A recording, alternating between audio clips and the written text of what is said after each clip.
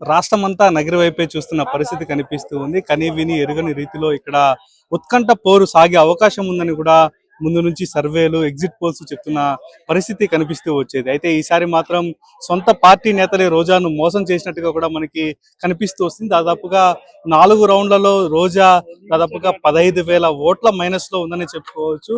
అయితే అనుకోని విధంగా భారీ మెజార్టీ దిశగా టీడీపీ ఎమ్మెల్యే అభ్యర్థి గాలి భానుప్రకాష్ నాయుడు వెళ్తున్న పరిస్థితి మనకి ఇక్కడ స్పష్టంగా కనిపిస్తూ వస్తుంది. అయితే భాను అనుకోని విధంగా ఇక్కడ మెజార్టీ అయితే సాధిస్తున్న పరిస్థితి మనకి స్పష్టంగా తెలుస్తున్న నేపథ్యంలో అయితే రోజాకు పూర్తిగా వ్యతిరేక పవనాలు వీస్తున్నాయని మనం చెప్పుకోవచ్చు. నగర్లో పూర్తి స్థాయిలో 5 మండలాలకు సంబంధించిన అధ్యక్షులు అలాగే నాయకులు కూడా పూర్తి సహకారం అందించకపోవడం, అందరూ కూడా టీడీపీకి పరోక్షంగా పనిచేయడం ఎందుకు కారణంగా మనకి కనిపిస్తూ వస్తుంది. పూర్తి స్థాయిలో రోజాను పక్కన పెట్టి టీడీపీకే పనిచేశారన్న వాదనలు ఈ రిజల్ట్ ద్వారా మనకి స్పష్టం అవుతున్నాయని మనం చెప్పుకోవచ్చు.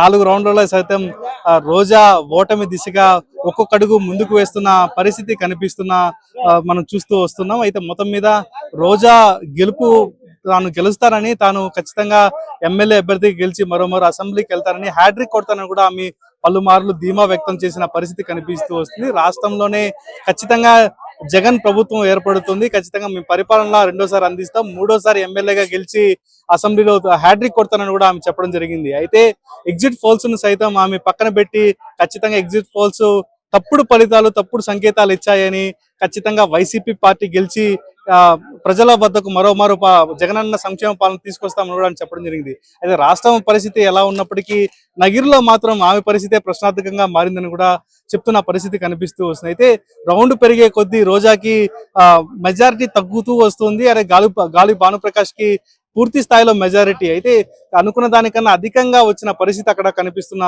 పరిస్థితి అయితే ఉందని మనం చెప్పుకోవాలి. మొత్తం మీద రోజా ఓటమి తప్పదని కూడా ఈ ఫలితాల ద్వారా తెలుస్తుంది.